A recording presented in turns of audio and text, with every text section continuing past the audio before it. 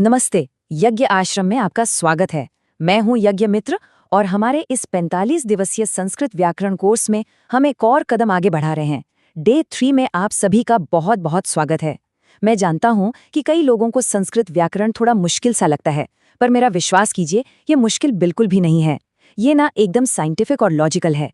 आज का ये लेसन बहुत जरूरी है क्योंकि आज हम एक ऐसी नींव रखने जा रहे हैं जिस पर व्याकरण की आगे की पूरी इमारत खड़ी होगी। अगर ये नींव मजबूत हो गई ना, तो आगे का सफर बहुत आसान हो जाएगा। तो चलिए पूरे फोकस के साथ शुरू करते हैं। ओके, स्क्रीन पर इस शब्द को देखिए, देवाशीष। शायद ये शब्द आपको जाना पहचाना सा लग रहा होगा। ये एक छोटी सी पजल है जिसे हम आज मिलकर सॉल्व करेंगे। सवाल ये है कि ये शब्द आखिर बना कैसे? दो अलग अलग शब्दों से मिलकर ये एक कैसे बन गया? चिंता मत कीजिए, इस लेसन के अंत तक आप इसका जवाब ही नहीं, इसके पीछे का पूरा लॉजिक खुद समझ जाएंगे। और उस लॉजिक का बेस है ये सिद्धांत, संस्कृतम वैज्ञानिकम अस्ति। संस्कृत एक विज्ञान है। इसमें हर चीज के पीछे एक साफ, एक स्पष्ट नियम होता है। कुछ भी रैंडम नहीं होता। तो चलिए इस विज्ञान के पहले अध्याय में प्रवेश करते हैं। आज हम समझेंगे संधि यानी ध्वनियों को, साउंड्स को जोड़ने की एक अद्भुत कला। कभी सोचा है संधि होती क्यों है? भाषा को और सुंदर और आसान और फ्लो में बोलने के लिए ये शब्दों के बीच के स्पीड ब्रेकर्स को हटा देती है।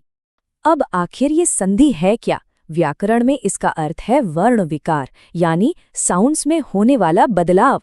सोचिए, जब दो ध्वनियां इतने पास आ जाती हैं कि वो आपस में टकराती हैं, तो उस टक्कर से एक नया साउंड पैदा होता है, एक परिवर्तन होता है। जैसे विद्या का आ और आलय का आ जब मिले तो एक नया शब्द बना, विद्यालयः।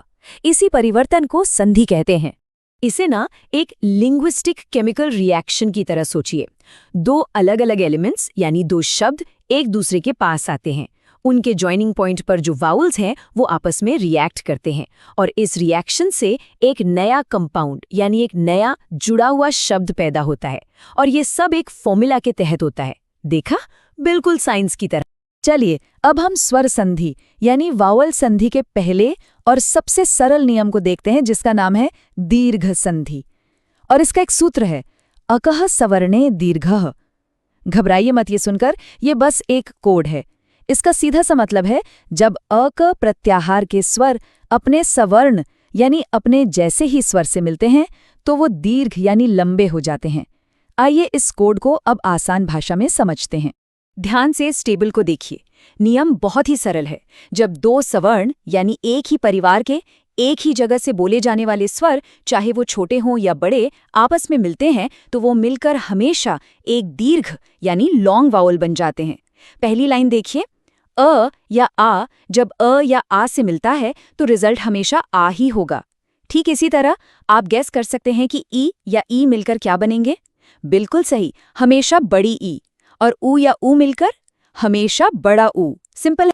ठीक है, थ्योरी तो समझ ली। अब देखते हैं कि ये नियम आखिर काम कैसे करता है। अभ्यास से ही ज्ञान स्थिर होता है। तो चलिए कुछ एग्जाम्पल्स के साथ मिलकर प्रैक्टिस करते हैं। हमारा पहला एग्जाम्पल है पुस्तक प्लस आलयः। दो अलग अलग शब्द हैं जिनको हमें जोड़ना है। अब इसे तोड़कर देखते हैं। पुस्तक शब्द का आखिरी साउंड क्या है? वो क नहीं है, वो क में मिला हुआ अ है। और आलयः शब्द का पहला साउंड क्या है? वो है आ। तो यहाँ पर अ और आ का मिलन हो रहा है। और हमारे नियम के अनुसार जब अ और आ मिलते हैं तो क्या बनता है? बिल्कुल सही, आ। इसीलिए ये शब्द जुड़कर बन जाता है पुस्तकालयः यानी पुस्तकों का घर। मेरे साथ इसका उच्चारण कीजिए, पुस्तकालयः। बहुत बढ़िया। अब आते हैं अपने दूसरे एग्जाम्पल पर।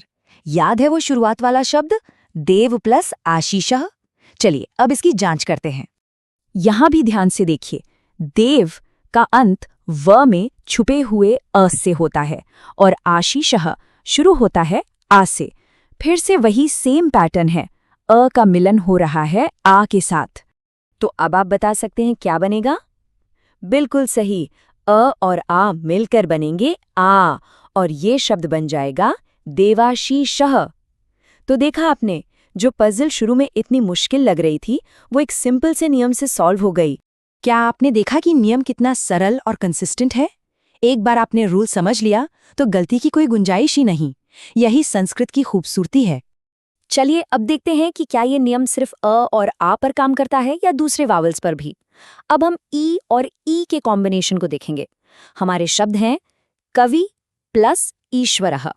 यहाँ देखिए, कवि शब्द का अंत छोटी ई की मात्रा से हो रहा है और ईश्वरः शब्द शुरू हो रहा है बड़ी ई से। तो यहाँ मिलन हो रहा है ई और ई का। हमारा नियम यहाँ भी अप्लाई होगा क्योंकि ये दोनों सवर्ण स्वर हैं। तो जब छोटा ई और बड़ा ई मिलेंगे तो रिजल्ट क्या होगा? नियम के अनुसार एक दीर्घ स्वर यानी बड़ी ई। इसलिए ये शब्द जुड़कर बन जाता है कवीश्वरः यानी कवियों के ईश्वर। एक बार मेरे साथ इसका उच्चारण कीजिए, कवीश्वरः। शाबाश, ये था दीर्घ संधि का परिचय। चलिए जल्दी से एक सारांश देखते हैं कि आज हमने इस पहले भाग में क्या-क्या मुख्य बातें सीखी हैं। सबसे पहली बात, हमने जाना कि संधि ध्वनियों को जोड़ने का एक नियम आधारित तरीका है। फिर हमने स्वर संधि का पहला प्रकार सीखा जिसका नाम है दीर्घ संधि, और इसका सीधा सा नियम है कि जब दो एक जैसे यानी सवर्ण स्वर मिलते हैं तो वो मिलकर एक दीर्घ यानी लॉन्ग वावल बन जाते हैं। ये था डे 3 का पहला भाग।